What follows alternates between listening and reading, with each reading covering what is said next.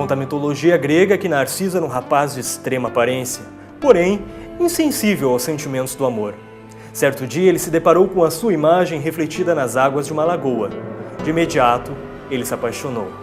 Sem conseguir se afastar daquela imagem, ele deixou de comer e beber. Então definhou-se. A história de Narciso é uma lenda, mas a história de milhões de pessoas que morrem por conta dos transtornos alimentares é real. Os transtornos se caracterizam por uma grave perturbação do comportamento alimentar. Tanto a anorexia, a bulimia e o comer compulsivo podem ter um início gradual e os sintomas podem permanecer estáveis durante muitos anos. Entretanto, há várias circunstâncias em que os sintomas se evoluam até um estado de crise. Conforme a especialista consultada, o lado psicológico é muito importante. Como é que funciona o lado psicológico? Existem grupos de ajuda? A gente tem o acompanhamento multidisciplinar, interdisciplinar, e ele é feito em grupo, né? O grupo é muito bom porque ele serve de suporte, de apoio, de troca. A pessoa chega e vê que não é só ela que tem aquele problema. Ela se identifica, percebe que outras pessoas também, né, têm, e que está mais comum do que o que a gente pensava, certo? Então o grupo é muito bom, é muito rico por conta desse apoio que ele oferece, da riqueza, da troca de informações, de aprendizado, certo? E a nossa metodologia, a gente trabalha com o quê? Com a flexibilização do pensamento do cliente, porque o transtorno alimentar, a pessoa ela tem um pensamento rígido em relação à comida, à alimentação. Ela tem crenças, ela acha que se ela comer, ela vai engordar, se ela não comer, ela vai sofrer, vai ter uma angústia muito grande que não vai conseguir, e ela fica com essa rigidez. Ela acredita que ou ela faz uma dieta rígida, certo? E entra em angústia, ou ela perde o controle e vai para o lado da compulsão, certo? Então, a nossa metodologia a gente faz grupos psicoeducativos. O que é isso? A gente conversa muito com eles sobre o que é obesidade, por que isso acontece, psicologicamente, como é que isso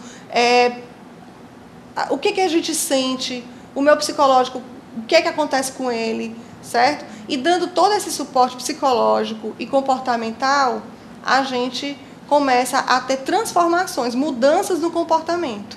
Porque tem que partir para a ação mesmo, de mudanças. Mas para chegar a essas mudanças, primeiro tem que trabalhar o pensamento do cliente, que é muito rígido. E a gente tem que flexibilizar esse pensamento em relação à comida e à alimentação, certo? E a própria imagem corporal deles, que também está muito distorcida. Qual a importância das relações sociais, do apoio da família? Você tocou num aspecto muito importante, porque, como eu falei, na nossa cultura, tá, o obeso ele se sente inseguro, ele se sente com autoestima rebaixada, porque ele não está de acordo com o padrão, né?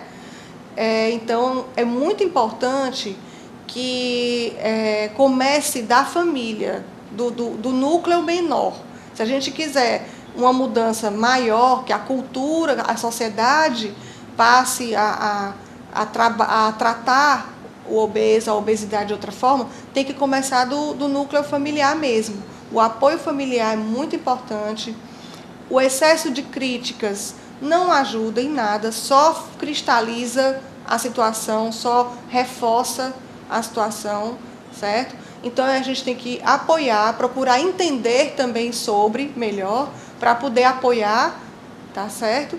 E a partir desse apoio, o cliente também vai se sentir mais confortável para fazer o processo dele de mudança. Então, doutora, para finalizar, eu gostaria que a senhora deixasse um recado aí para o pessoal. O incômodo que a pessoa sente, que você está sentindo, só você que sabe o quanto incomoda, até onde, mas no momento que você realmente percebe que está incomodando, busque ajuda, certo? Porque não é um probleminha assim simples, é um problema complexo e realmente precisa buscar ajuda profissional para poder conseguir bons resultados, porque o que acontece é que às vezes a pessoa vai pela internet, dietas da moda, né? E sugestões de conhecidos, e a pessoa tenta uma coisa, tenta outra, e vai prolongando, né? A obesidade vai se prolongando, vai se tornando de longa data, e aquilo, a pessoa fica mais incomodada, porque ela começa a ficar até quase em desespero, descrente.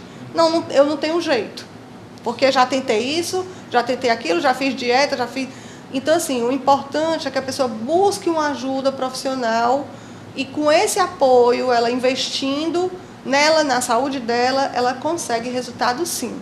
Não pode desistir, né? Esteja preparado para erros, para recaídas, porque eu entro num processo de mudança, eu entro num trabalho, eu faço, mas tem um momento que eu posso perder o controle. A gente não pode ter a rigidez de achar, se eu perder o controle, está tudo perdido. Não é assim. Esteja preparado para acertos e erros. E continue, permaneça, insista, que você consegue resultados.